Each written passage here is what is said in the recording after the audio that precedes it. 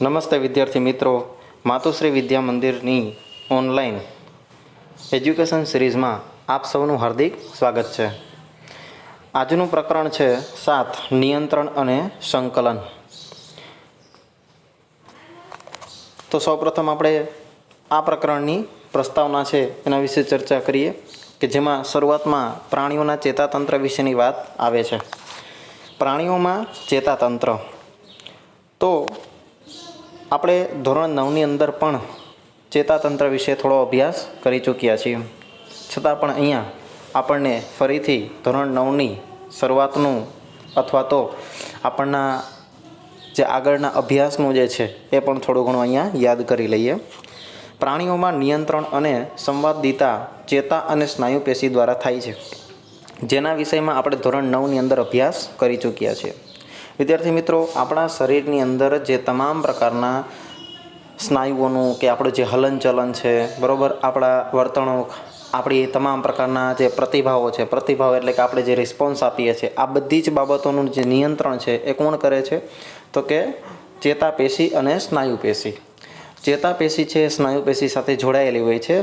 ચેતાઓ દ્વારા છે સંદેશો પ્રાપ્ત થાય છે, મગજ સુધી પહોંચે છે, મગજ દ્વારા સંદેશો ફરી પાછો ચેતાઓ સુધી આવે છે અને આ ચેતાઓ સ્નાયુઓને હલનચલન કરાવડાવે છે, જેથી કરીને આપણે વ્યવસ્થિત રીતે હલનચલન કરી અને આપણી વર્તણૂક, રીતભાત કે રિસ્પોન્સ છે આપી શકીએ છીએ.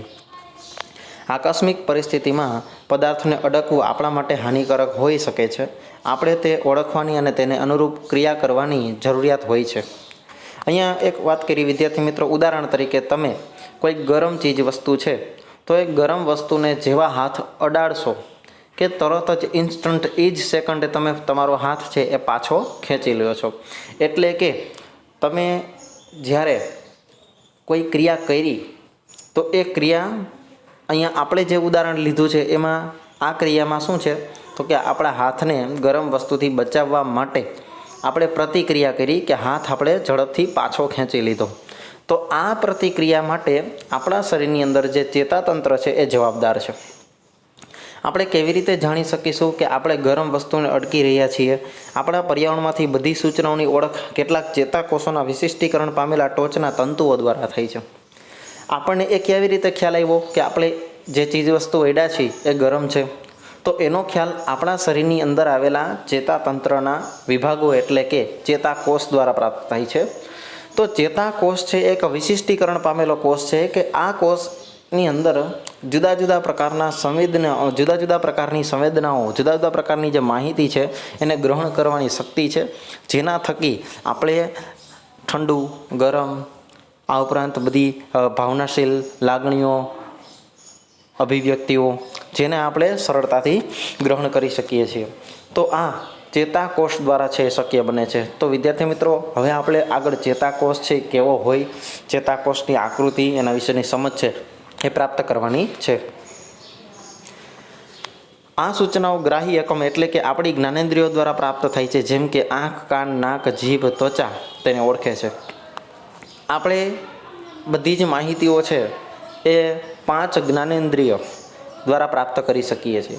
કોઈ પણ જ્ઞાન હોય, કાં એને સાંભળીને, કાં ચાખીને, કાં સૂંઘીને, કાં અડીને, આમ જુદી જુદી રીતે આપણે એને પ્રાપ્ત કરીએ છીએ. અને આ જ્ઞાન પ્રાપ્ત કરવા માટે આપણને ચેતાકોષ છે મદદરૂપ થાય છે. એટલે કે આ ચેતાકોષ છે આપણી તમામ પ્રકારની જ્ઞાનેન્દ્રિયો જે છે એ બધા જ સાથે જોડાયેલા છે. આ સૂચના એક ચેતાકોષના અગ્રભાગે આવેલા તંતુઓ દ્વારા મેળવવામાં આવે છે. વિદ્યાર્થી મિત્રો, તમે અહીંયા સ્ક્રીન ઉપર ચેતાકોષ છે જેની આકૃતિ જોઈ શકો છો. ચેતાકોષ એક પ્રકારના જાળી આકાર ધરાવતો, એટલે કે તમે જોઈ શકો છો કે એના કોષકાયમાંથી ઘણા બધા તંતુઓ છે બહાર ખેંચાયેલા છે. તો આવી રીતે આવો જે ચેતાકોષ છે એ આપણા શરીરની અંદર આવેલા જે જ્ઞાનેન્દ્રિયો છે એની સાથે જોડાયેલો હોય છે અને તમામ પ્રકારનું જે જ્ઞાન છે, જે માહિતી છે તે એના થકી મેળવીએ છીએ. તો હવે આપણે આ ચેતાકોષને વિસ્તૃત રીતે સમજીએ. વિદ્યાર્થી મિત્રો, સૌપ્રથમ તો ચેતાકોષ છે, જો એની ટૂંકમાં તમને પૂછાય તો તમારે આકૃતિ પણ દોરવી પડે છે, માટે આકૃતિ પણ છે એ થોડી પ્રેક્ટિસ કરી લેવી. હવે આપણે ચેતાકોષની વિસ્તૃત સમજ પ્રાપ્ત કરીએ. ચેતાકોષ છે તેમાં મુખ્ય એક રીતે જોઈએ તો 3 ભાગ પડે છે. એમાં આ પહેલો ભાગ, ત્યારબાદ આ બીજો ભાગ અને છેલ્લે જે વધ્યો છે આ ત્રીજો ભાગ.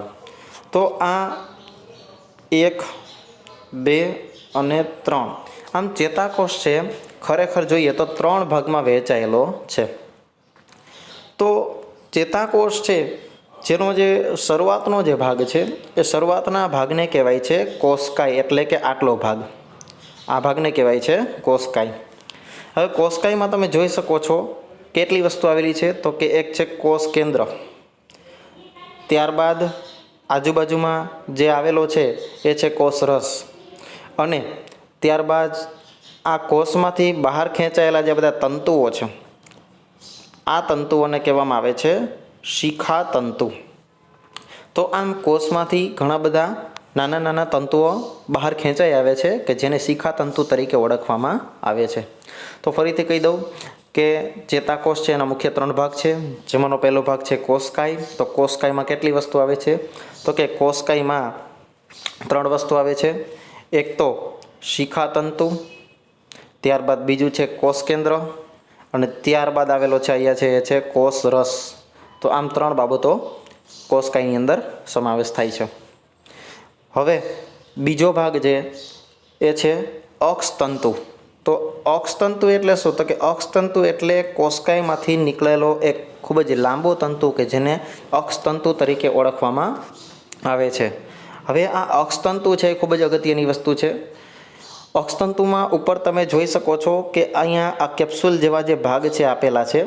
તો આ જે ભાગ છે કે જેને કહેવાય છે ચેતાતંતુ પડ.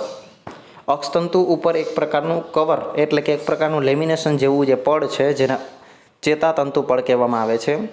આ ચેતાતંતુ પડ જે છે જે તમને દેખાય છે એ સંપૂર્ણપણે ચરબી અને પ્રોટીનનું બનેલું હોય છે. શેનું બનેલું હોય છે, ચરબી અને પ્રોટીન. તો અહીંયા એ પણ બાબત યાદ રાખવી જરૂરી છે, બરાબર. હવે આ અક્ષતંતુનું કાર્ય શું છે, તો કે આ અક્ષતંતુ છે જે શિખા તંતુએ જે સંવેદનાઓ પ્રાપ્ત કરી હોય છે એ સંવેદનાઓ ધીમે ધીમે બધી આવે છે કોષકાય તરફ. ક્યાં આવે છે, કોષકાય તરફ, ને કોષ કેન્દ્ર તરફ આવશે. કોષ કેન્દ્રમાંથી આ માહિતી છે એ આગળ છે અક્ષતંતુમાં જશે, એટલે આ માહિતી છે એ અક્ષતંતુમાંથી આગળ વધશે. અને આ માહિતી કેવા સ્વરૂપે આગળ વધતી હશે, તો કે આ માહિતી છે એ વીજ ઉર્મી વેગ. કેવો, વીજ ઉર્મી વેગ એટલે કે એક પ્રકારના વીજળી સંદેશાઓ છે. તો આમ આ માહિતી વીજ ઉર્મી વેગ સ્વરૂપે ચેતાકોષમાં આગળ વધે છે. હવે જ્યારે માહિતી વીજ ઉર્મી વેગ સ્વરૂપે ચેતાકોષમાં આગળ વધે છે ત્યારે આ ચેતાતંતુ જે પડ છે આ ચેતાતંતુ પડ આજુબાજુના કોષોને નુકસાન થવા દેતું નથી. માટે એના ઉપર એક રક્ષણાત્મક જે આ પડ આવેલું છે સંપૂર્ણપણે ચરબી અને પ્રોટીનનું, જે અન્ય કોષોને રક્ષણ આપે છે. હવે અહીંયા તમે જોઈ શકો છો કે બે જે આ ચેતાતંતુ પડ જે છે એ બે ચેતાતંતુ પડ વચ્ચે જગ્યા આવેલી છે જેને કહેવાય છે રેનવીયરની ગાંઠ. તો આ રેનવીયરની ગાંઠ જે છે એ બે ચેતાતંતુ જે કોષ છે એ ચેતાકોષની અંદર આવેલો જે ચેતાતંતુ પડ છે એની વચ્ચે આવેલી જગ્યા છે. ત્યારબાદ હવે જોઈએ કે છેલ્લો ભાગ છે એ છે ચેતાંત. ચેતાંત એટલે શું, તો કે ચેતાનો અંતિમ ભાગ કે જેને ચેતાંત તરીકે ઓળખવામાં આવે છે. તો વિદ્યાર્થી મિત્રો, ચેતાકોષની જે સંપૂર્ણ માહિતી છે એ આપ સમજી ગયા હશો. અને જો તમને આ વિડીયો પસંદ આવે તો તેને લાઈક કરો, શેર કરો અને તમારા વોટ્સઅપ સ્ટેટસની લિંકમાં પણ રાખો. Thank you.